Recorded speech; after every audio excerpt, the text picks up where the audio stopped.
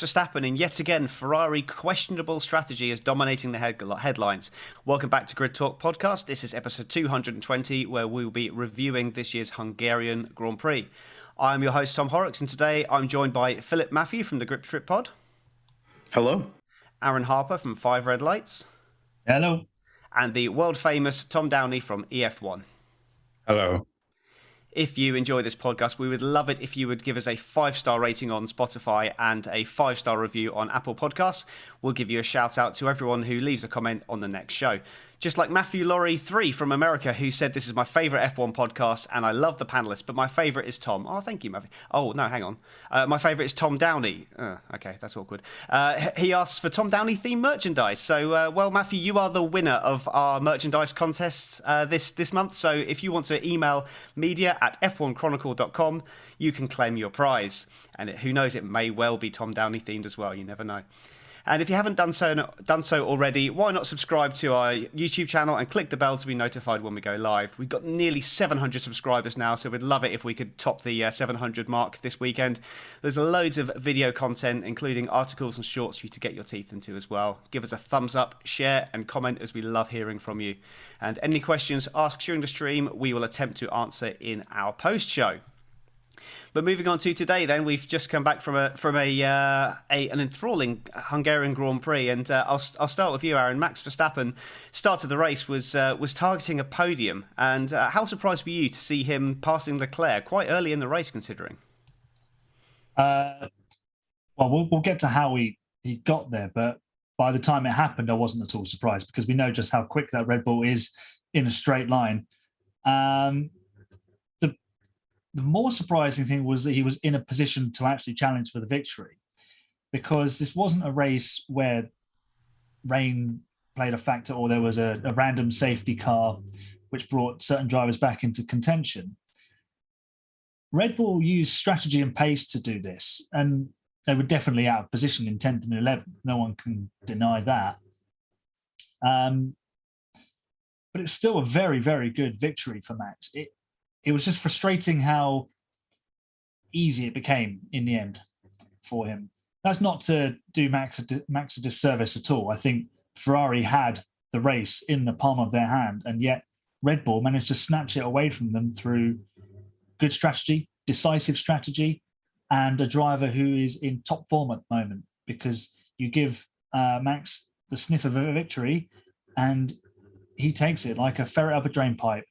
And there's just no stopping him at the moment, mostly because Ferrari keep falling over themselves. But, you know, you've got to be in it to win it, as they say. And Max is there. He's on hand. He's fast enough to do the damage when he needs to. I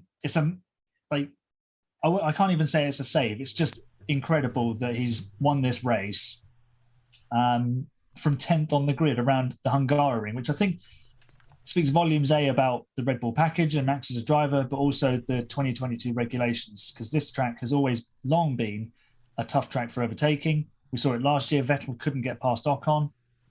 It took Hamilton an age to get past Alonso, who was driving the widest car known to man. And yet this year we saw lots of wheel-to-wheel battles throughout the field, and Verstappen overtook Leclerc twice on track, despite that spin, to go on and win the race, which I think, you know, shows you exactly how well he's driving and exactly how the regulations are affecting the on-track battling. Yeah, it was an interesting strategy as well to be able to undercut, to get into that position to then be able to attack, and a very good tyre-saving race from Max Verstappen, something that, although we know he can do, it's not something he's absolutely famed for. But someone who is famed for their great tyre-saving is the former world champion, Sir Lewis Hamilton. Great pace after that initial early stint, just getting his nose into the race. And yeah, I mean, how was it that he was ahead of Russell on the podium, Phil? He from Russell starting on pole and then for him beating him to second place, a hell of a performance from him. It's the progression here over the last few weeks, Tom, for Lewis has been needed. Of course, the start of the season was shocking. It was reminders of 2009. It was reminders of previous years where he wasn't at the front end meaning, the consistency wasn't there. He didn't seem one with the car. The car wasn't doing anything that he wanted it to. They're going off on different planets to go and see if they can make the thing actually drive decently. But over these last 5 races, it seemed to have switched on. It hasn't all come together yet, of course, qualifying yesterday with the DRS issue, considering George qualifies on pole and how Ferrari did Ferrari things. It could have turned a little differently. It could have actually been a battle. We could have seen if the soon-to-be 2-time world champion would have had a battle with Lewis there. But instead, strategy, they were able to put him on softs there late. And they did a 2-stopper, and it worked in his favor. Car was fast. Not, of course, the top-end speed is not there. Unfortunately, they need to have little errors, little things happen, like happened with Sainz. And it took extra lap, I think, in both cases to pass both of those cars, both Sainz and George, which basically cost Lewis any chance to really battle for the victory. But it was all consolidation at that point. Max had built the lead. He was at 10 seconds ahead for a good part of it. Even though he was giving up a second and a half, a second a lap, it didn't matter because he wasn't losing anything to the people behind him. The drive for Lewis today is positive energy, and he's in a great state of mind going into the break. Mercedes is in a good state of mind with 2 consecutive double podiums. They're in the mix to get second in the Constructors' Championship all of a sudden. I would also venture to say that the drivers' second in the Drivers' Championship is still in play too. Lewis is only 32 points behind Charles Leclerc right now. So, and it's getting very tight amongst those 5 drivers. So that's the thing that we're going to be watching here with 9 races to go, is that battle, the battle for second in the drivers and, of course, second in the constructors. And Lewis is going to have something to say about it, which is good to see while Max goes on and wins this world championship and contends to get to those records, those Hamilton-Schumacher records of the past, of winning all those races in one season. Yeah, absolutely. And as well, the strategy he had today, I thought if Ferrari had adopted that strategy, it would have been a 1-2 all day long. And there was absolutely no reason why they couldn't. They started on the same tyre. They had more pace than the Mercedes, yet somehow they've engineered the way to being behind both Mercedes, which is just, it's completely opened up the Constructors' Championship. And George Russell is a big part of that Constructors' Championship battle, Tom. And great opening stint. But was the soft tyre the wrong tyre to start on in hindsight, or was it just Hamilton had too much for him? I think hindsight is obviously a wonderful thing. It's just it kind of meant that Russell was driving with one arm tied behind his back, so to speak. And he did do a great job on those first stints. I was just live tweeting for EF1 today. And I got to, and I put out a tweet and I said, can we just take a moment to appreciate how comfortable Russell looks leading a race? He looks really comfortable, leading the race, and that first stint, maybe the soft tires may sort of look like perhaps look a bit better than it was, but he got a good launch. He held his own going into turn 1. He held off an early challenge from the Ferraris behind, and then unfortunately strategy didn't quite go his way. I think maybe he was a little bit hamstrung by starting on the softs, it just didn't quite work out for him. But I think for Russell's sake as well, I think maybe it's good that he didn't get his first win on the same time he got his first pole position, in the same way that when Lando got his first pole in Russia last year, he didn't get his first win. Because I think it's quite good from a driver development perspective as well. Because obviously these guys are still very young. Russell is in one of the top seats. he will get a win at some point. We can all see it. It's just I know it might sound weird, but for me, for him not having the win just yet, I think that's good for him mentally and also in terms of his development, because he's now got experience of what it's like to lead a stint in a race. And yeah, one thing that I didn't notice at the end though is I honestly don't know if Mercedes did team orders or not at the end. I see Aaron shaking his head. I didn't think they did because because Russell was getting very, very sort of like, well, basically defensive when Hamilton was trying to overtake. But it was always respectful.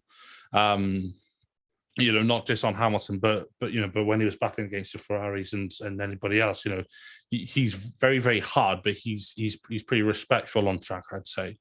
So it's good to see him sort of genuinely fighting for positions, and that first win, it is going to come. It will come, and if Russell's career is anything to go by, he had his first points at Hungary last year. He had his first pole this year.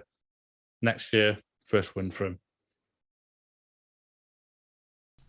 Yeah, absolutely. And he's now ahead of Carlos Sainz in the World Championship as well. Just he's moved 2 points ahead of him right now, 158 to 156 from Carlos Sainz. And Carlos Sainz unable to pass Russell on softer tyres. It looked like a podium was the worst case scenario for him. Yet 4th place for Sainz, Aaron. How did that even happen?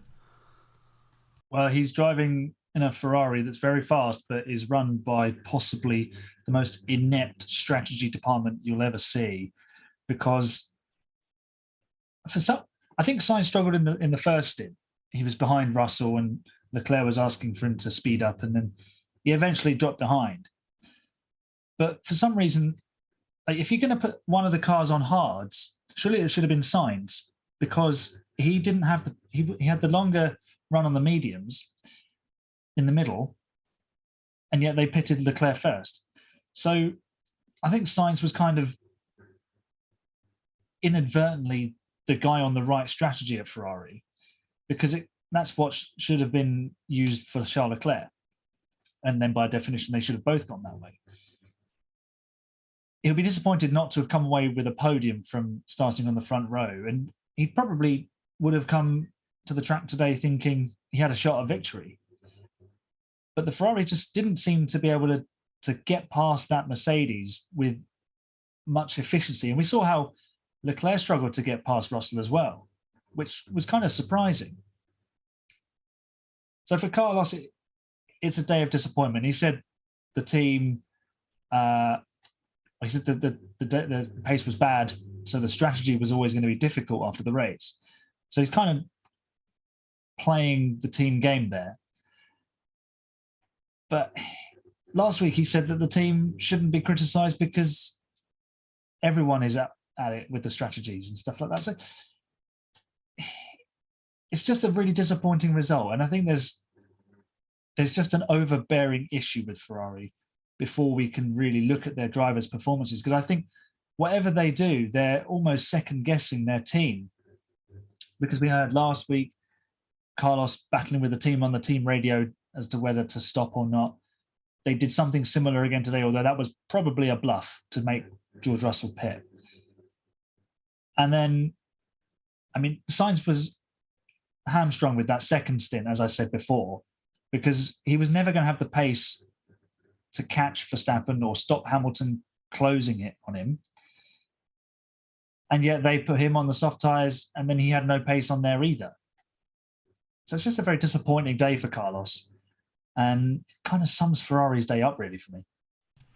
Yeah, and I just worry for Ferrari in that I can't see them keeping hold of certainly Charles Leclerc if this kind of behaviour continues, and I can see Sainz looking for an early exit. Leclerc looking for an early exit from his contract if they continue on in this manner. But Sergio Perez in the other Red Bull, and very much the other Red Bull this weekend, didn't really seem to have a lot of pace, Phil, and nowhere in the race was he really featured, apart from that first lap when he got ahead of Verstappen and then leapt out the way like a child who just put their hand on a hob. He's definitely in that number 2 driver status right now. Yeah, it's not unusual to see that happen for Sergio Perez. The fact that he has to get out of the way, and he hasn't had pace the last two races. It kind of harkens back to other Red Bull second drivers over the years. The last 2 weeks have been really weird for him. I don't know what happened to his pace. I don't know why it's happening. He is battling for second in the Drivers' Championship. And considering how bad Ferrari are handling Charles Leclerc, the amount of points they've given up here in the last two races for Checo, it really makes no sense. How do you lose the car when the car has been so good for you? You in the month of May, he looked so fast, winning at Monaco, and he's been good on.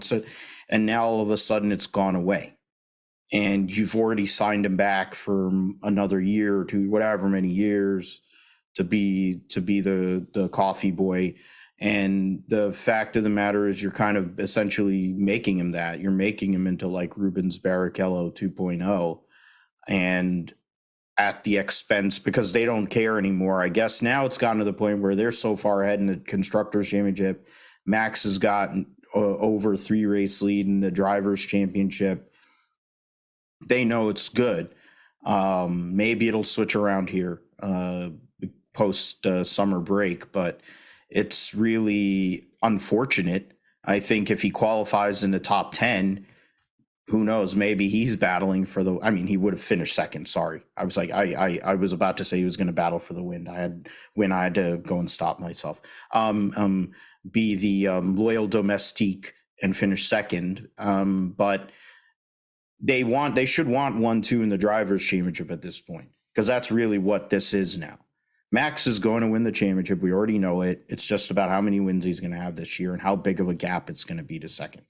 You're going to win the Constructors' Championship because Ferrari figures out a way to screw up every single race. Mercedes doesn't have a consistent car yet. They have a very finicky piece. So when it gets there, they're going to go past Ferrari, but by that point, it won't matter.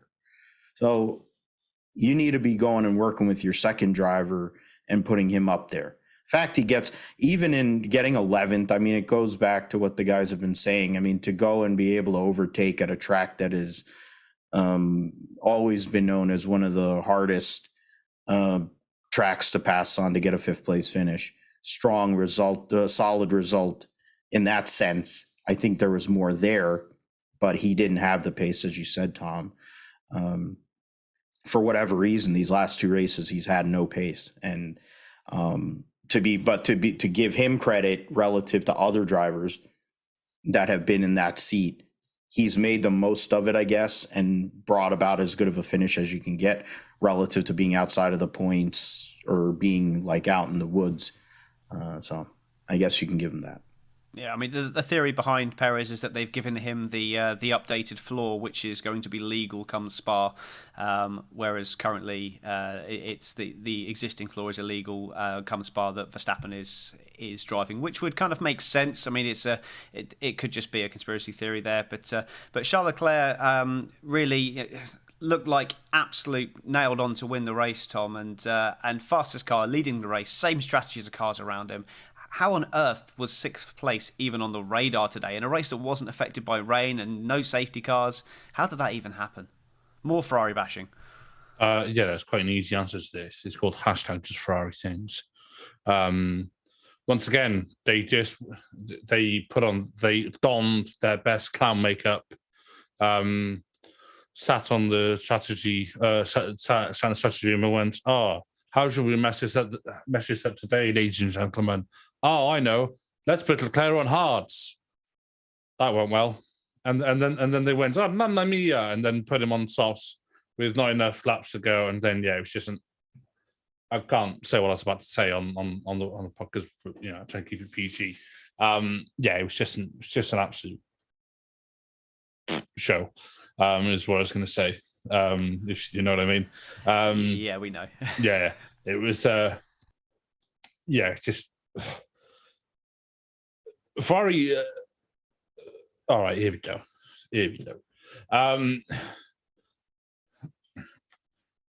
My God, a life where I can shoot stars in my foot, can I? They don't know how to win. If you look at Mercedes today compared to Ferrari, Ferrari are like the new kids on the block, and they don't know how to win. You would think a team with as much history and as much prestige and success as they've had in the past, I know they haven't been as successful in recent years, you would think that they would still have at least some people there who would know what the hell they are doing. Because Binotto's been at that team. There was a clip of Michael Schumacher doing, like a garage, like a pit garage, walk around with a microphone, and he found Binotto. He's channeling his inner Ted Kravitz. It's a clip that I saw the other day. So Binotto's been there a long time. They've got people who have been there a long time. That team is rotten to the core. It has a lot of dead wood that needs to be ripped out, put in the recycling, given to charity, whatever. Give them to Aston Martin. I don't care. I'm not even a Ferrari fan, and I'm getting annoyed for them. How can you squander such an opportunity? And before the Tifosi come and say, George on pole. Yeah, I know George was on pole, but you still had done him, and then Leclerc was an absolute sitting duck on those hard tires. Even after Max got a bit too ambitious going into the final hairpin and spun, a handful of laps later, he just did exactly the same thing, and he just went straight on by, which for me, great, because I'm a Max fan. We all know that. But the team doesn't know how to win. They're going to cost themselves second in the constructors pretty damn soon if they're not careful. Earlier in the season, and we were saying this yesterday on the quality review. I think we said it in the post show. So someone in the comments said, will Ferrari end up finishing third? And at the time, I said no. Off the back of today, they're at serious risk of finishing third because Mercedes, as Phil and Aaron said, have come on leaps and bounds this year. Phil, you made a very, very good point about how sort of like Mercedes have come on. Yeah, they've got a lot of work to do still, but they're a hell of a lot better than they were earlier in the season. If Ferrari aren't careful, they're going to be consigned to third in the constructors, which, if you look at how their season started, is inexcusable. It's not like they're new kids on the block either. They need to source it out. That's easy to say, obviously, and we all know it's not going to be sorted out overnight. But a really good example was when Sainz, it was at Silverstone when they were saying something to Sainz. I think it was when they're behind the safety car or the VSC towards the end, and Sainz said, "Stop inventing things." And then the other week at the French Grand Prix, when Sainz said, when one was saying stay out, the other one said come in. Sainz was saying he wanted to come in. They said stay out, and then when Sainz was mid bloody battle, they said, "Oh, come on in. Let's have some new tires way back, and let's get you back out there, son." It was it's just they're like a bunch of amateurs. This isn't an online game where they can press the flashback button or whatever. It's just an absolute Thoughts heavily echoed, I think, by the entire panel here today. And it's not as if they didn't have any evidence to say that the hard tyre was bad. We've just seen Kevin Magnussen and the Alpines just fall like an absolute stone having fitted those tyres. And unforgivable situation, really. But one driver who actually did kind of make those hard tyres work in the final stint, Lando Norris, the last driver on the lead lap. He's the only driver outside the top three teams to finish on the lead lap. Is seventh place where McLaren are? Aaron, is that kind of the best he could have hoped for today? Yeah, that's where the McLaren probably would have ended up in a normal circumstance in qualifying, somewhere around there. The McLaren was good, especially in Lando's hands this weekend. Daniel had a good run as well until he had a coming together with Lance Stroll. But the important thing for McLaren was they had the edge over Alpine, and they got their strategy right. They started Lando on the softs. He made a good launch, and then they put him on the mediums and ran in really long. And basically, because Alpine had done a Ferrari with their strategy, they gave Lando this nice yawning chasm to pit and come back out in front of them. And the fact that Lando finished on the lead lap shows you just how well he was driving. He did lose he lost a lot of pace early on when he was defending against Hamilton and Verstappen, and it was inevitable they would come past. But from there, he ran his own race. And when you're in the midfield, and especially the head of the midfield, if you can just manage your own race and not get tangled up in anybody else's, especially if there's faster cars out of position, just run your own race, do your pace, and everything will sort itself out. And he's got himself in a really nice position there. 7th place doesn't seem like a lot, but considering that all of the top 6 cars finished the race, then the next best position on offer is P7. So if you're McLaren or Alpine, you've got to be looking at making sure you finish 7th at the bare minimum. And Lando Norris did that. So he's done exactly what's asked of him. And he admitted yesterday after qualifying that the car doesn't always drive how he wants it to drive in terms of style. So if he's admitting to that, his performances are even more impressive. And perhaps it sheds a little bit more light on Daniel Ricciardo's struggles if Lando Norris is admitting to those sort of struggles as well.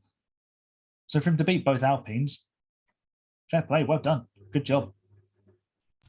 Yeah, absolutely. That would have helped in the constructors had the 2 Alpines not finished directly behind him, and the gap was completely negated as they're still 4 points ahead, Phil. And going into the next driver there, Fernando Alonso, finishing 8th place. Never in his life has he ever seen defending like that from Esteban Ocon, allegedly.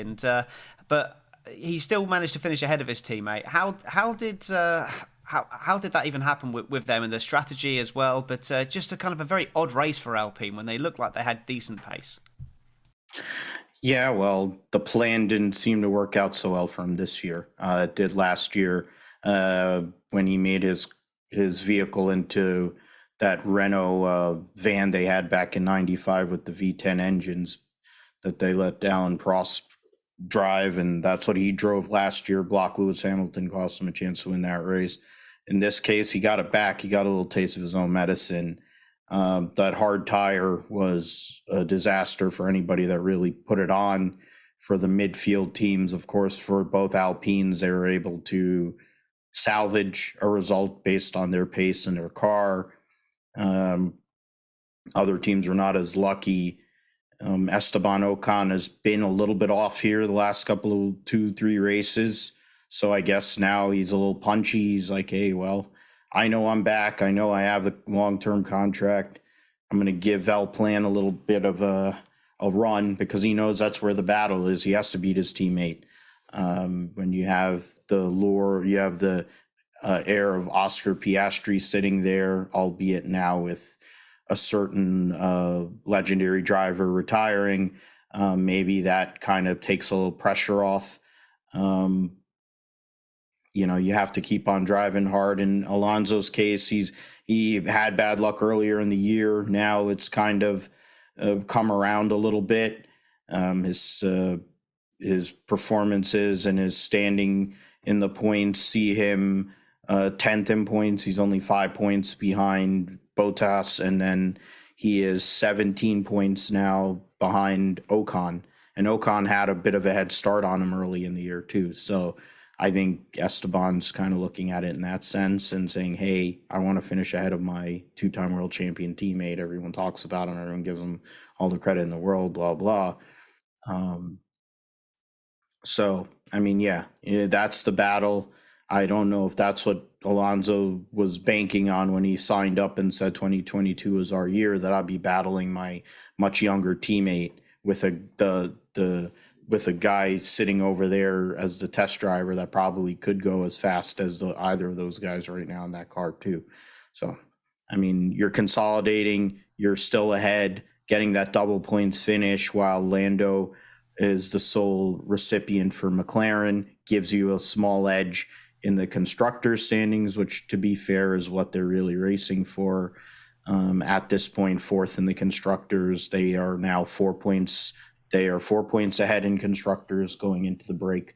So, I mean, That is really what it is, and that was a best of the rest kind of scenario, which is where McLaren and Alpine are at the moment. Yeah, going into the summer break, that's a good position to be in, especially as McLaren have actively said they're not developing any more updates. There'll still be a few things trickle through, and Haas are a great example of what you can do just by understanding the package you have without bringing upgrades. So I'm not saying McLaren are done, but it's certainly a strong position to be in Tom. And Esteban Ocon next up. He's finishing 9th place after starting 5th. Is there anything that can really be said about Ocon's race? Because apart from that, that defence against Alonso on the opening lap and being passed by Daniel Ricciardo, we didn't really see much of him. No, a bit of a it was a bit anonymous for him. That helped by the Alpine strategy. Alonso must have been on the horn to some of his engineers from his Ferrari days and said, "No, look, fam, I need to mess up the strategy. How do I do it?" And they said, "You'll go on the hards," and then that's exactly what they did. It's just, I mean, the only thing of note I'd say about Ocon was, he's having a sort of good bit of a ding dong with Alonso, and then Danny Rick did that lovely move from the outside of turn 2 into turn 3 to take both of them. Which, I saw that move, and I practically stood up and applauded at that point because that was good to see. I did. I did say that applaud. Yeah. But no, it was good to see. Good to see that. But with regards to Ocon, I got to be honest, I didn't really notice an awful lot of him. They just seem to be battling with the Alpines. Sorry, with the McLaren. They are the Alpines. Bloody hell, Tom. Yeah, that's from me, not you. They seem to be battling with the McLarens week in, week out. And that's very much, I think we can safely call that the battle for 4th at the moment. Yeah, I think so, and obviously we've already been alluded to. We've mentioned about Sebastian Vettel, very much on his farewell tour now for the end of the season. And Aaron, he got the pass done on Stroll towards the end of the race this time round, as opposed to last time, and without a single bit of contact as well. How do you see his performance today, and what do you expect to see from him in the second half of the season?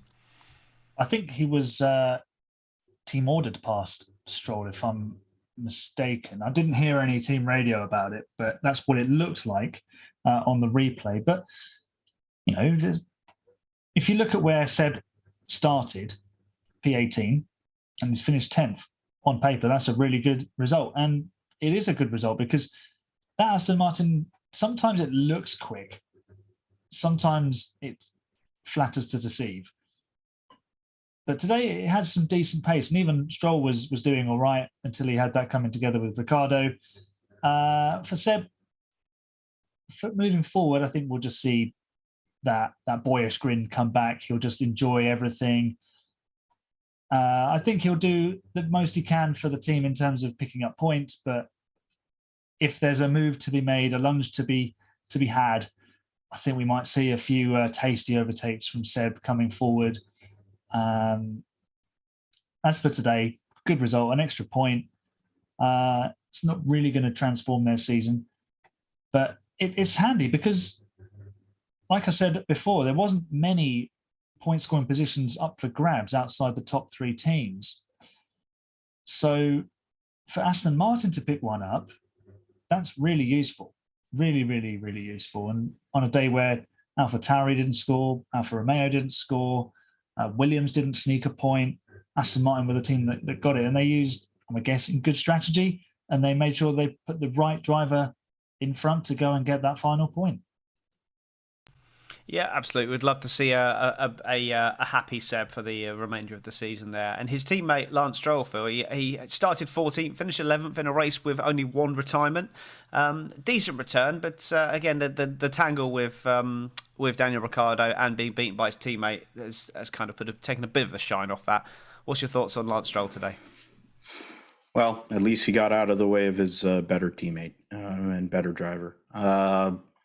Fact of the matter is, you would figure that you had the better position, he would have had optimal strategy, but it's Lance. I think at this point for Aston Martin, They're battling, I believe, for 8th in the Constructors' Championship. Let me just go and check that for a second. 9th. Okay, so they're actually in a battle for 8th, have a possibility of 7th if the Haas upgrades do not work, per se, because they only had it on Magnussen's car. And just like the last time they put an upgrade on Magnussen's car or whatever, it didn't work at Silverstone, and it didn't seem to work this weekend either at Hungary.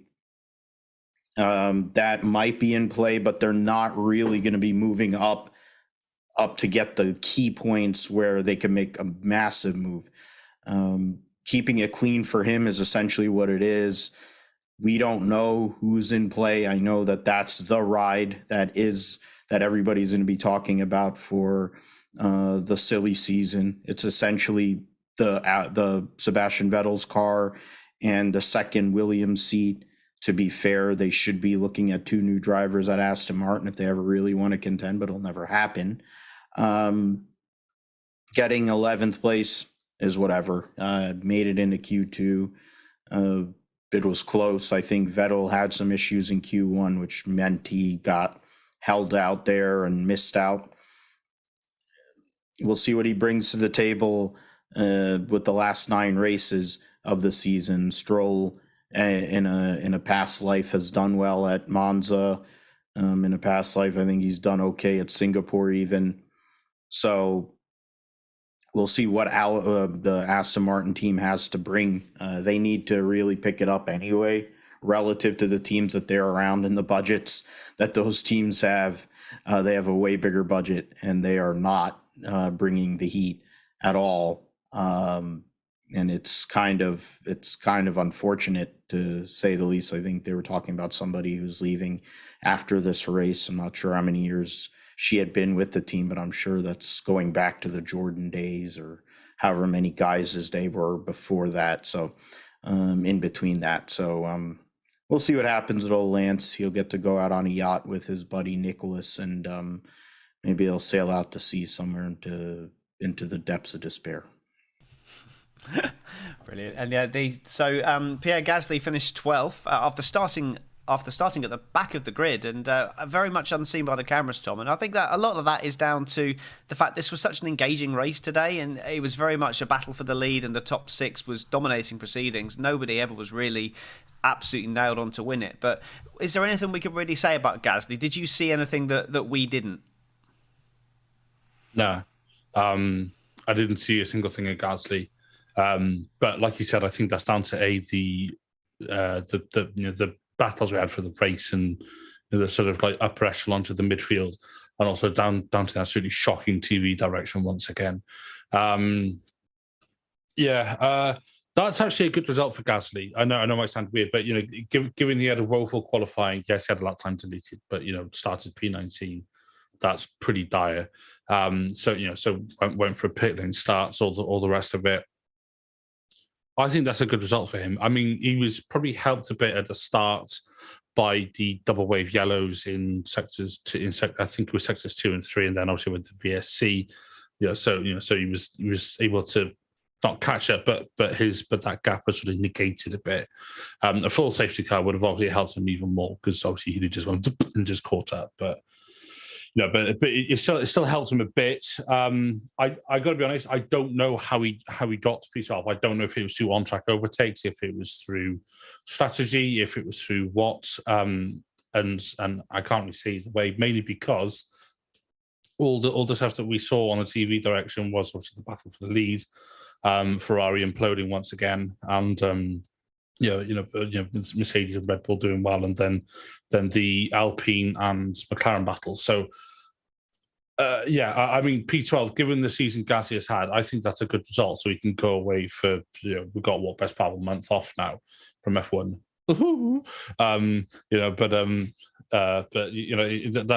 That's a good result for him. So he can go away, and like I've said on some of the other shows, he needs to go away and just have a few weeks off and switch off. Hopefully, this can be a bit of a catalyst for the start of something good or something better for him for the remainder of the season.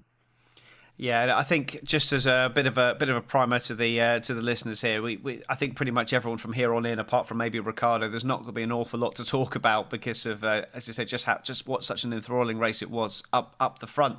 But Guan Yu Zhou, or Zhou Guan Yu, even next up for Alfa Romeo, and again, as with anyone else, another fairly anonymous day. But again, he may have had the most exciting race in the world, but we just didn't see it on camera, Aaron. And I'm not the biggest supporter of Zhou Guan Yu. I know a few people are very impressed with him. Some people, he's a very polarising character. But for me, another 0 points haul. I know there wasn't a lot of points on offer today, but 13th place. We know his seat is safe for the rest of the season. Do you see him returning next year, or do you think he's under pressure?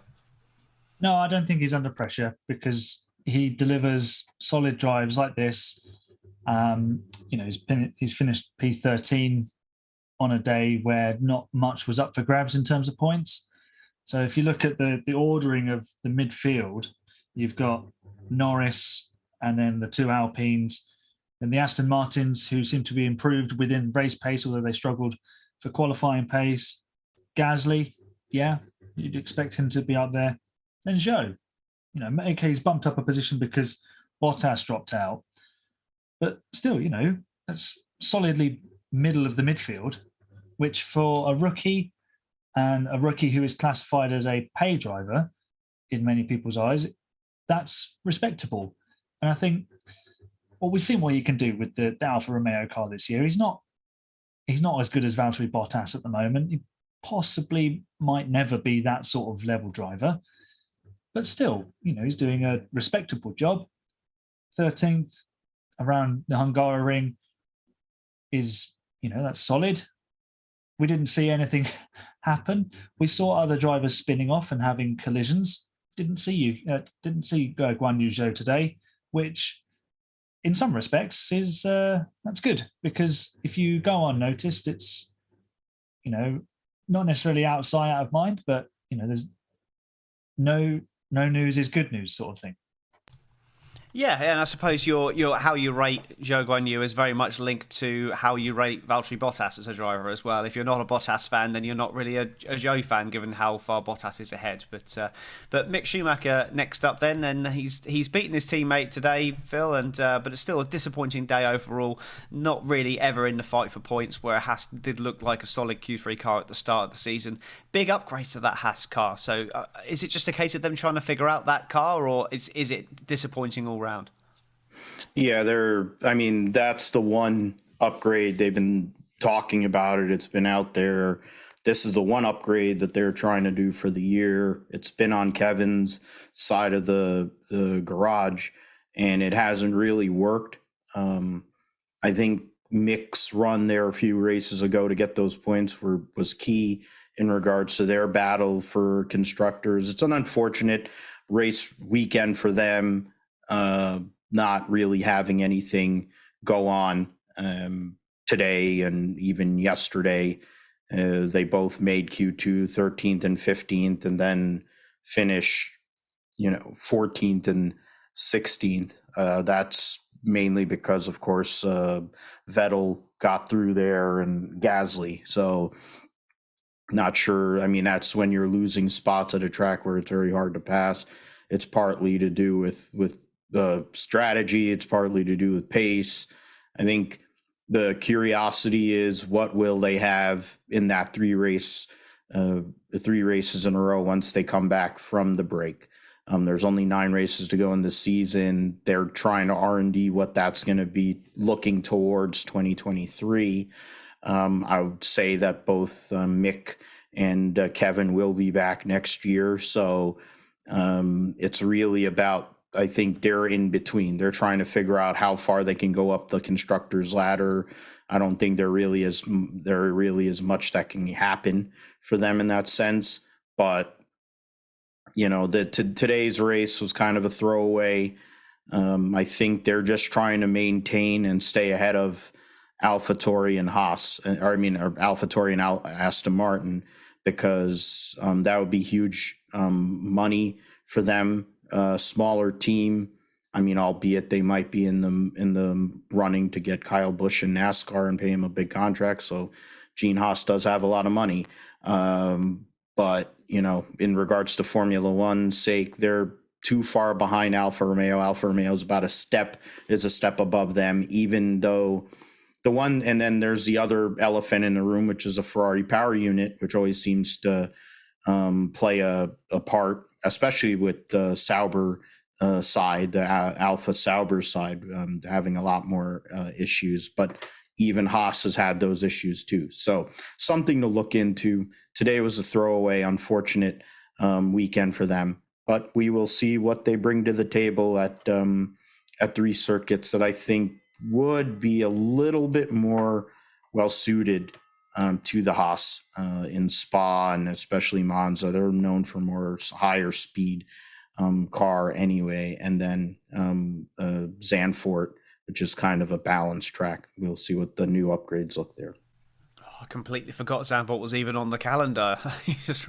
That's going to be a hell of an atmosphere with Max returning as the world champion, and might lap the field. Yeah, maybe at this rate.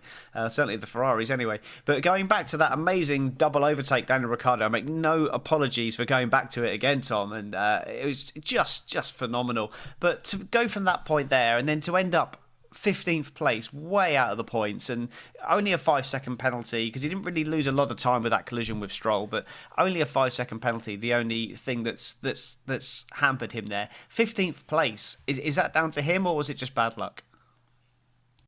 I mean, he has to take some of the blame for it because he exited the pits on cold, hard tyres, and he just had zero grip when he brakes. We saw he just went very deep, and then then he almost locked up. Then obviously hit Stroll, so that sets him back anyway. The 5-second time penalty didn't help, but he's got to take accountability for that.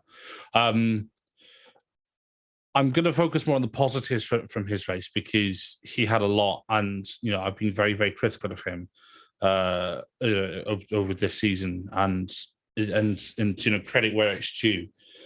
Yes, okay, his final position wasn't quite where he'd want it to be, but going back to that overtake, that was textbook Danny Rick. That was, to me, that was a bit reminiscent of his move down into turn 1 at Baku in 2017, when he saw 2 drivers in front of him having a battle, and he thought, do you know what?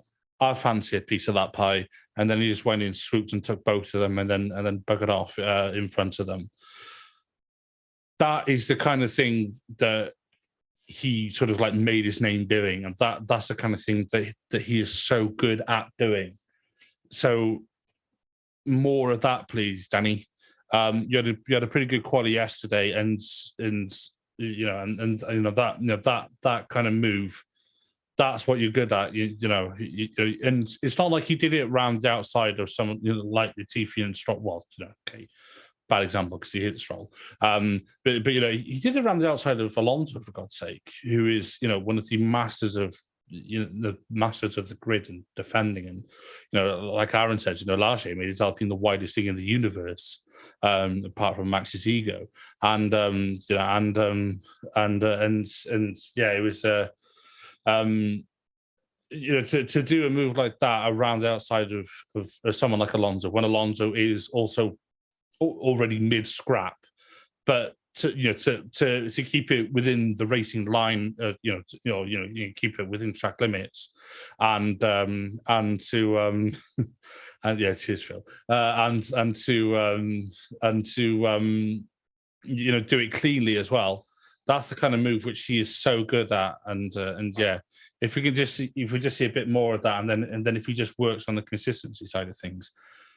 Today it looked like he was perhaps a bit more at one with the car, or he was sort of getting a bit more used to the car, or at least able to understand the flaws, like Aaron said when he was talking about Lando.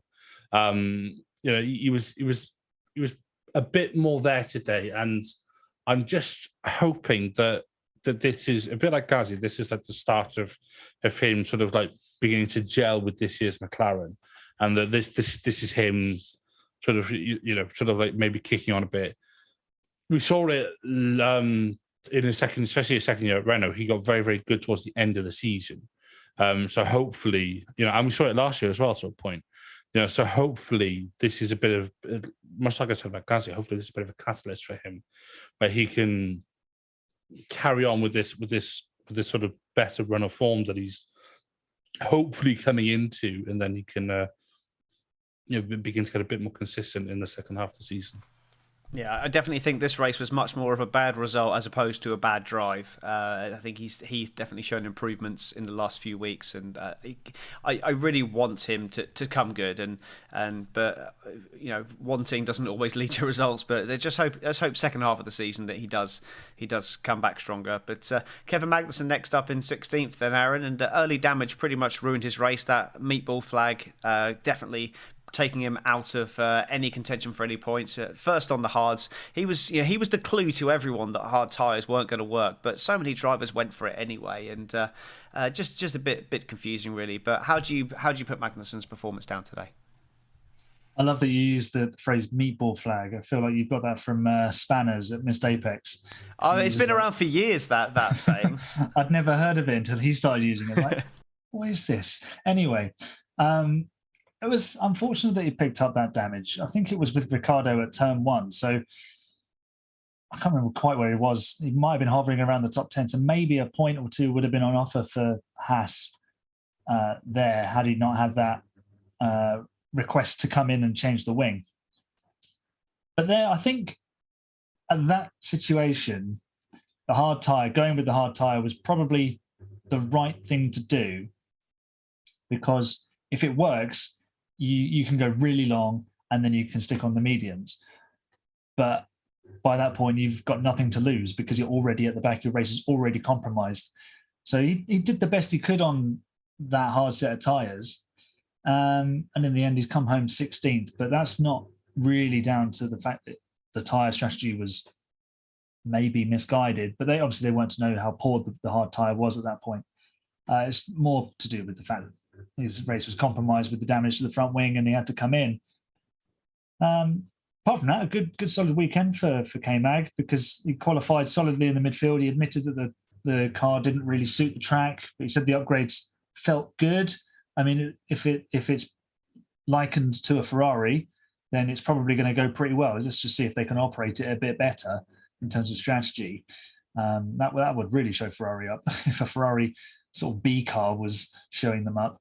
But yeah, I mean, not a fruitful weekend in terms of points or finishing position for Kevin, but he'll see the bigger picture in the fact that the data gathered is really important. It's a good track for assessing how well your car can go. It's got lots of medium speed and low speed corners, a sensibly-ish long straight.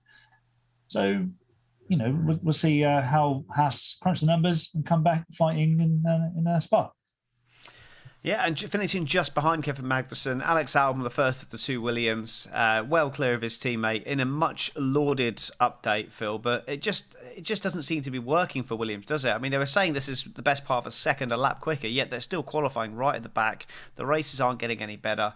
Am I being harsh on Williams here, or am I just very right to be disappointed in what they've put forward this year? I think you hold them to the standard that they built for so many years in their heyday of the 80s and 90s and even in the 2000s when they were still a contending team, or even 8 years ago or thereabouts when they had the Mercedes engine and forget which sponsor, and they had Bottas and Massa. Yeah, the Martini car. And they were actually, thanks Tom, and they were able to actually up there, but it's gone away, and unfortunately somebody has to be the back end of the field, and in this sense the Williams team has become that now. In the sense of what Alex Albon's doing, I mean, there were some good performances there earlier in the season. He stole 3 points. As it stands right now, that's probably all they're going to get. Cup last year was with what George did there in the summer, late in the summer, middle of the summer last year, pre and post break, was what moved them up the points table and gave them that money that should have been able to maybe give them a chance with this car. Maybe they're I guess it works out that whatever their idea was with this rules package did not work. And when you are a much smaller team relative to, say, a Mercedes who missed the boat in a lot of ways, you're not going to be able to recover as quickly. Now, to be fair, they didn't have a lot of pace to begin with. I think Mercedes had pace at testing, but it was kind of a cover up for other issues. And then Williams doesn't have it. Albon is locked in. He's going to have a ride next year. The person that's going to be talked about next most likely isn't. Very nice guy, but he won't. And who will be in that seat is somebody to look at. That's another piece of the puzzle for the whatever silly season for next year. Now, do you want to go and sit in a car for 2 or 3 years and not really go anywhere? You can ask George Russell. We'll see what he feels now he's in a somewhat competitive car. And I say somewhat, but he's been able to maximize that car more until about the last 5 races than his much more heralded teammate. So, I mean, it tells you maybe it can be good to drive in a piece of crap if you drive in it for long enough. So we'll see who gets that honor here next year. Yeah, okay. And next up, then we have Nicholas Latifi. Was it P in practice 3? Go Tifi was the top of the pile, Tom. And how disappointed will he be to not be able to convert that into a win today? Oh, you were so close. He was so close. Yeah, it was. It was just slipped from within his grasp, and then he almost had it, and then he ended up finishing P2-0.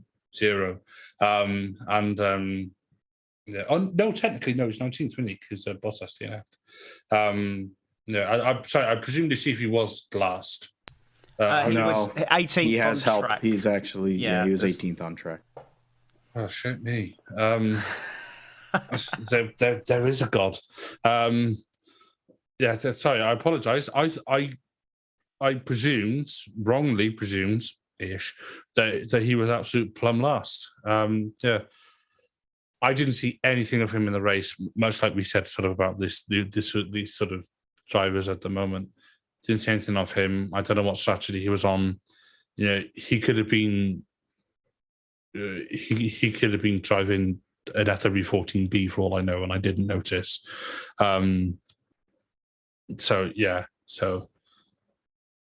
He was there. He took part. He started. He competed, but compete is a strong word. He finished, and he is now probably in the hotel having dinner. I have nothing else to add. That's fair enough. I think you did well to talk about Latifi for that long, to be honest. Yeah. As, with the only driver finishing behind him was the recently coined Tsunoda. Last driver on track. Spin, the only real highlight for his race, Aaron. Did you see anything else that's worth talking about from Yuki this weekend? No. The thing that fascinated me about his spin was he spun right in front of Lewis Hamilton. And he spun in such a way that he completely got out of the way of Hamilton, and Hamilton lost no time in the middle sector on that lap.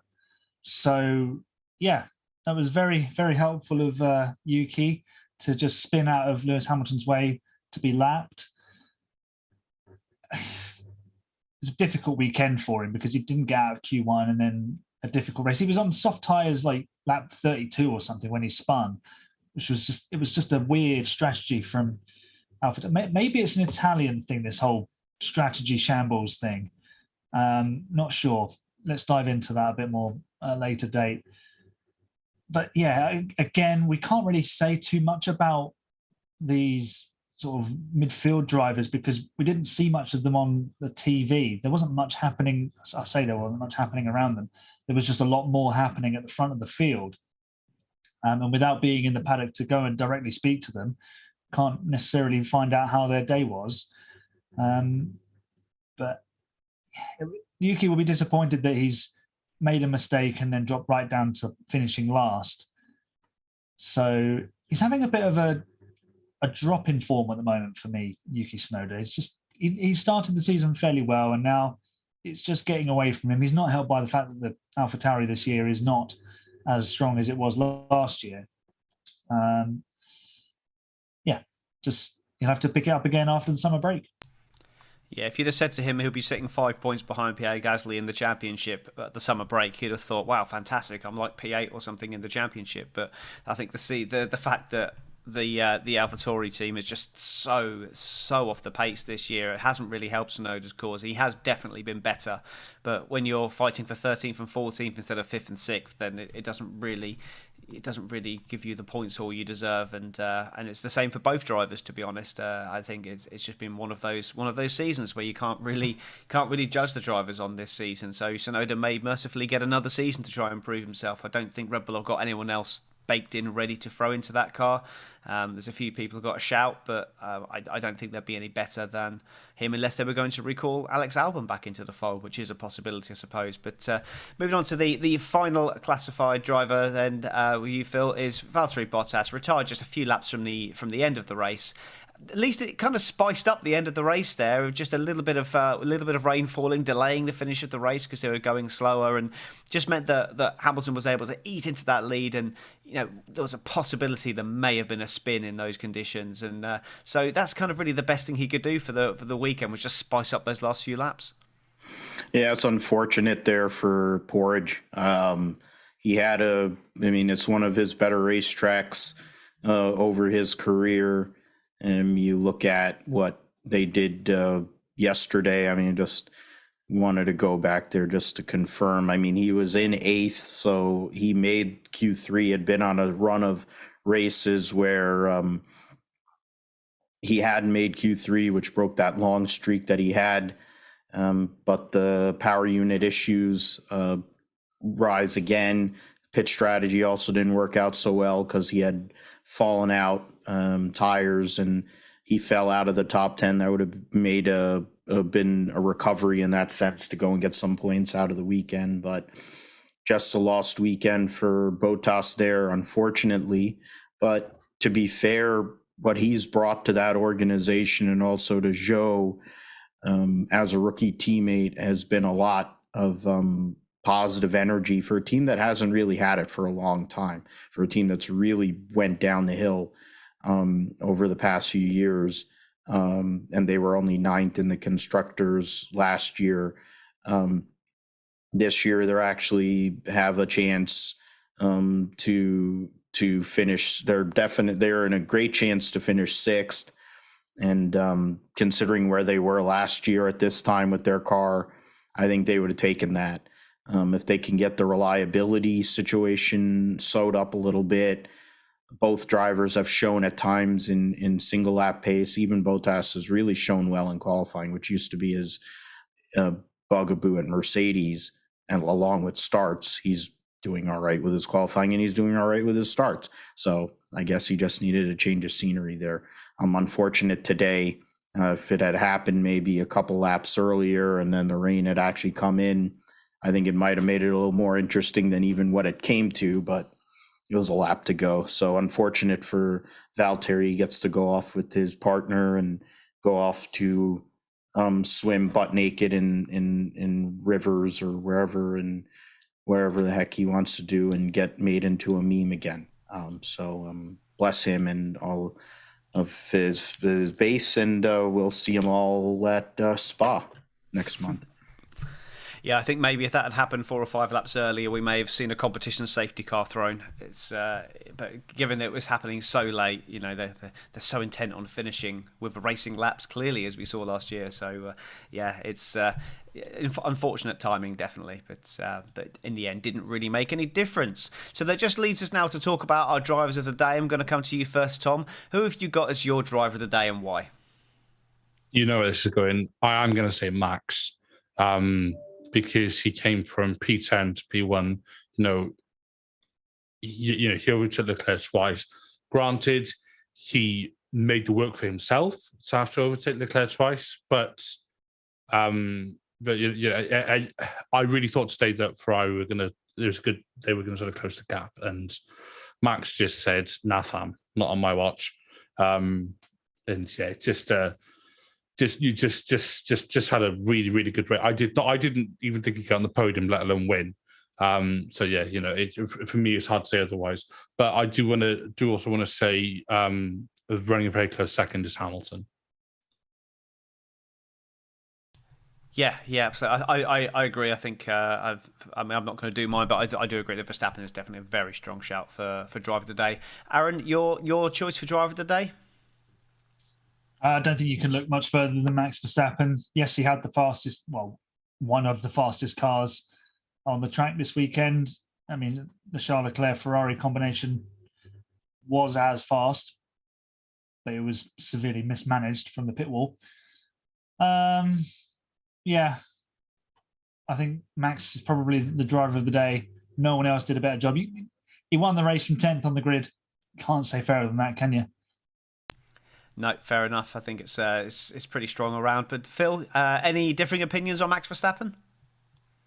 Sadly, no. But you got to give him credit. I think it's we were talking about Williams and Nigel Mansell locked up his world championship here in 1992, 30 years ago, and I think Max Verstappen today won the world championship. The combination of starting 10th, it reminds me of his performance in Russia last year and the call that they made late to get him on the rain tires, where he was running in no man's land in 6th or 7th and had damage. They go and pit him, and by the end of that race, he finished 2nd. And we look at the points difference at the end of the year, and I think that was part to do with that. I mean, we can go over any number of other instances last year, but in this case, 10th to 1st at a track. I mean, Jenson Button started 16th in 2006 to win his first race, but 10th to 1st on that racetrack, having to battle Leclerc, they're able to drive around each other perfectly fine. I find that interesting, but what he did today and what Red Bull did today was basically just say, yeah, it's over. And so good power to him. He's going to win this world championship. It's just a case of by how much and when he's going to lock it up. That's really what it is. You're 3 races ahead with 9 to go. It's just a case of how many more he's going to win at this point. So good on him. He's going to win this world championship. He keeps on adding to it. He's probably going to pass. I think the next thing we have to look at is Fernando Alonso in 32 Formula One wins. He needs to win, 4 more. So that's the next thing he has to break. I think over 30 Grand Prix wins is a big milestone. I mean, now he's passed Sir Jackie Stewart and all those guys, and Jim Clark. So that's the next milestone he has to hit. Yeah, I think that's going to happen, and probably will happen this season as well. That's going to annoy Fernando. Definitely going to annoy Fernando. So that's it for the show. So I'll just give you guys your opportunity to plug your social handles and your other projects. So Tom, tell us about Everything F1 and where can people find out more about you. So I'm part of Everything F1. Find us across all your favorite social media platforms. So Facebook, Twitter, Instagram. What's the other one? The kids use TikTok. Twitch, maybe? No. We don't have a Twitch channel. Oh, okay. No, TikTok, because apparently that's a thing. Not that I would know, to be honest. Yeah, exactly. Yeah, see, there we go. That's why I don't do it. So the handle for that is at Join the F1 or Everything F1. Search to find it. We have our website, everythingf1.com. with race articles, quality articles, opinion pieces that covers F1, F2, F3, W Series, Formula E, and IndyCar. We have a YouTube channel, which we're working on, Everything F1, shock. And last but by no means least, we have the Everything F1 podcast, which again, preview, general natterings, during the off-season, during mid-season break. Goes out every Wednesday or Thursday, and we have some good guests on as well fairly regularly. I believe we may well be having Johan Daruvula coming on this week. Nice. And Aaron, tell us more about 5 Red Lights. So the 5 Red Lights is an F1 podcast, which I host. You can find it everywhere that does a podcast. You can find it on YouTube. Find me on Twitter at 5_red_lights, on Instagram 5redlights, and my website is 5redlights.wixsite.com/5RLpodblog. I also write the race and qualifying reports for F1 Chronicle, and I contribute to InsideF2.com. Excellent. And Phil, finally, with the Grip Strip Pod. Unmute myself there. Have to remember that. We're at Grip Strip Pod on all socials, Twitter. We're on YouTube. We post our videos there, or the live shows there. We talk about all things motorsports, essentially, as long as it goes fast and I can remember to put it on the outline. We talk about it on the Grip Strip podcast. We talk about, Formula One, IndyCar, NASCAR, et cetera, et cetera. So if you want to go and listen to that, get a little bit of everything, long form podcast, nice listen during the day. If you're at work and you're bored and you just want to go and relax, listen to the Grip Strip podcast. You'll get a good dose of that from both myself and my co-host Josh Fine. I'll be calling in one of my friends, Joe, this week to go and sub for Josh since he's on vacation. You can follow us at Grip Strip Pod. You can follow me at Philip G. Mathew, and you can find the Grip Strip Pod basically anywhere podcasts are posted. So thanks again to the Toms and Aaron, everybody. Great work. Love being on the Grid Talk. Always a very passionate group, and always nice to go and sneak in little jokes here and there. It's part of what makes this a great time. Yeah, and Grid Talk loves having you as well, Phil. So if you want to hear more from Formula One Grid Talk, we have a huge back catalogue of shows you can go back to listen to. All our race shows go out live on YouTube straight after the event, and our audio version is out slightly later, which is available on Amazon Fire, Spotify, Google Podcasts, Apple Music, Verbal, Omni Studio, and Pocket Casts. We also run a Patreon, so if you want to help us continue doing what we're doing, please consider donating to us, and everything goes back into the show so we can improve your experience. You can also support us by buying merchandise from f1chronicle.com/store.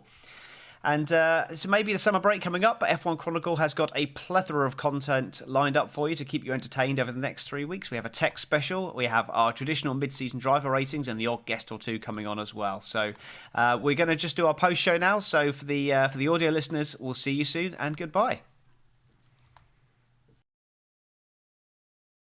So we've had a few questions come in on the old YouTubes, which is great to see. So we'll start off right at the top of the show.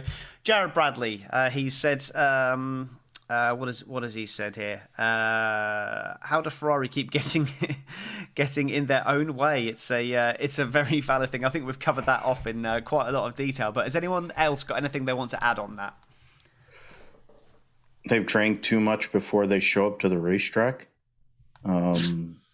Or they're high, or they're working. They have the same computer programs that they had. Oh, so that was on the recording. Awesome. So sorry, I forgot to press stop. But it's kind of like the same recording programs McLaren IndyCar had when they took Fernando Alonso over to Indianapolis, and they completely fucked that up.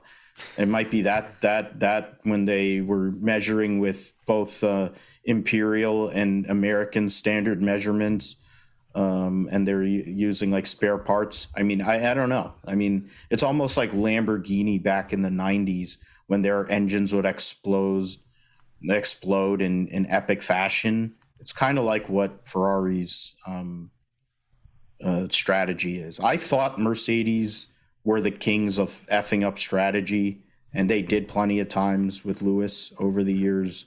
But Ferrari is like, nope, mic drop. We want to not only do it once, we're going to double, triple, quadruple down. We want everybody to know we have no clue. We just should be all working at the freaking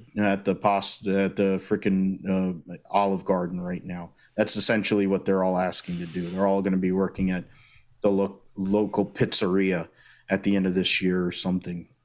Ferrari's the kind of team where if they saw a house fire, they wouldn't pour water or foam or whatever in it. They'd pour petrol on it and then chuck a match in there. That's Ferrari. just to make sure. Yeah. I think a lot of the comments. Yeah, a lot of the comments coming in are very Ferrari based there. Ruby said that with Ferrari, the hard tyres stopped Ricciardo's positive race. Any thoughts on that? I'm not sure how that fits in. Any thoughts? There has to be a joke or a reference there, because I see. No, I see. So it's as with Ferrari. Okay, so it's as with Ferrari, the hard tyres stopped Ricciardo's race. So yeah, it's him fitting as Lando managed to make something work out of those tyres. I get it. I understand now. Apologies, Ruby. I misread that for a moment. Ricciardo wasn't alone in not being able to make them work. Look at what happened to the two Alpines. They were, Ricciardo was unfair of them. Yeah, they were actually dead on their feet, weren't they? Yeah, but he was... Yeah, Ricciardo was ahead of them, though, when they went into the hard tyres, and that dropped them from the pace. Then he still fitted the hard and finished way behind them. That's what confuses me about Ricciardo's race, because for me, it looked like he was going to be following Lando home in 8th place, but alas, no, 15th, somehow. So we got Formula 2 Tom. This isn't a burner account for you, is it, Tom? Miracle Seb won 14 races. I'm assuming that's 14 races for Ferrari, because I believe that's how many he won for Ferrari, because I remember it being one more than David Coulthard won in his career. Miracle Seb won 14 races. How many times did we hear him override the call from the pits? Yeah, quite a few times, I think, wasn't it? Seb was leading the strategy from the car for Ferrari. Yeah. But you see, like Hamilton, he dictates the strategy to Mercedes at times as well. Mm-hmm. So he says regularly on the radio, because I ride on board with him, but he wants to extend the stint and wants to go for an offset. So there's always that communication. Yeah. I just think Ferrari have a reputation now, and they don't help themselves. No, they don't. In dropping the ball and ending up with egg on their face. And, Leclerc said after the race that he wanted to continue, and yet they still pitted him. So it just tells you everything they need to know. They don't know what they're doing on that pit wall. We're not in terms of, they don't know what to do. They're just so at sea with their processes and everything else. Yeah, exactly. I think we may have lost the stream. Just check with Aidan to see if we're off air completely or if we're coming back. Oh, okay. It looks like we're back now. Fantastic. Yeah. Okay. I will say, Tom, you have frozen on my screen. Have I really? Okay, it's probably my fault then. It's that's fine. I've got a lovely photo up instead. So the other question we've got on there is from Leolm. I hope I've pronounced that right. I want to know what Porsche buying 50% shares in Red Bull is going to mean for next season. New driver instead of Perez? Is it Norris potentially? It means nothing for next season. It means absolute naffle. It's all for 2026. Yeah. Because Porsche will come in so as well. as the engine supplier, which means they can have all the R&D and all the supplier. Actually, it's Red Bull running the show. It's Red Bull being a bit sneaky, and I think that's a loophole that should be shut, because that's not really fair on teams like Mercedes and Ferrari who've spent and Alpine who have spent years and years developing this technology, only for Red Bull to get hold of it from Honda and then hand it into the hands of Porsche. So it doesn't sit particularly well with me. I think if you're going to be a new power unit supplier, come in and hit the ground running, not like Honda. Well, I suppose you could say the same about the history of Mercedes, though, because they took over what was Ilmor. Yep. Yeah, so it's I do see your point, Aaron, and I got to be honest, I do agree with you. However, it's F1, and teams will exploit loopholes until kingdom come. Absolutely, you have to do it, because it's like the track limits thing, isn't it? If you're not doing it, someone else will be. Yeah, I've quite often said that being in F1 or being like a team principal or an F1 director or whatever, or an F1 team, it's like being a doctor. In that you keep pressing with all these little nooks and crannies until it hurts. And then when it hurts, the FIA goes, nah, get in a bin. Then they'll issue a technical directive or something. Look at DAS from 2020, absolute genius system from Mercedes. And the only reason why Red Bull et al. Wanted it banned is because they went, oh, hell, why didn't we think of that? So that's a prime example of, absolute genius, technological advancements that really frustrates me. The whole. Yeah, sorry, go on, Tom. You. No, I'm done anyway. My cat's just sat on my foot anyway, so. Oh, okay. Nice cat update. Now, all I was going to say was that really frustrates me with innovation in Formula One. I fully get that we need to have these regulations in place for safety reasons, but what is the current intention of the regulations? Is to allow the cars to follow and for it to be the pinnacle of motorsport. So if they come up with something that allows the cars to go faster and it doesn't affect the ability to follow, why ban it? I don't understand it at all. It's just let them develop, let them innovate. Don't ban stuff that isn't going to directly affect the balance of the car. If it's a safety thing, if it's a driver health thing, like with the bouncing and everything, absolutely, I'm all for that. But if they're just trying to slow the cars down, I don't see why when we're going 4, 5, 6 seconds a lap slower at some tracks than we were in recent times. Why do we need to ban these innovations? If it's making the cars better to drive, let them do it. I think they banned the DAS system on the cost grounds, which was well. I can A, agree and B, disagree with it because obviously the pandemic, and now B, they've got a cost cap. So like you say with the innovation, Tom, if a team can innovate and stay underneath the cost cap, why should that be banned? That should be rewarded. Yeah, applaud it. These are the cleverest people in sport, in motorsport. Yeah. Let them develop, let them innovate, because one of them might end up bringing up something that works brilliantly on a road car and keeps everybody safe. Exactly. Yeah. Yeah. 100%, and I completely agree with that. It's frustrating as well, because what you're going to find is it's going to stifle creativity, because people are going to be in a position where they come up with this great idea and they say, right, it's going to cost us $5 million to put this on the car. No, don't put it on the car, because they'll just ban it after 3 races anyway, and then we'll be outside the budget cap. It's just going to stifle creativity. Yeah. All the cars will look the same, do the same. Might as well have a spec series. Yep, like they were starting to do towards the end of last season. Yeah, Formula One is not a spec series. No, never has been. And never should it be either. No. Exactly. Absolutely not. Fantastic. Well, what we'll do now, I'll shut this down now. As apologies for the it's my internet. That's the problem. For some reason, it just keeps dropping down to 2 megabytes upload a second. So I'm the cause of the problems today. So apologies if you've lost your stream at any point. But hopefully our editor will do an amazing job, as he always does. So I'm going to shut this down now. So thank you very much for all of you coming on, and we will see you next time.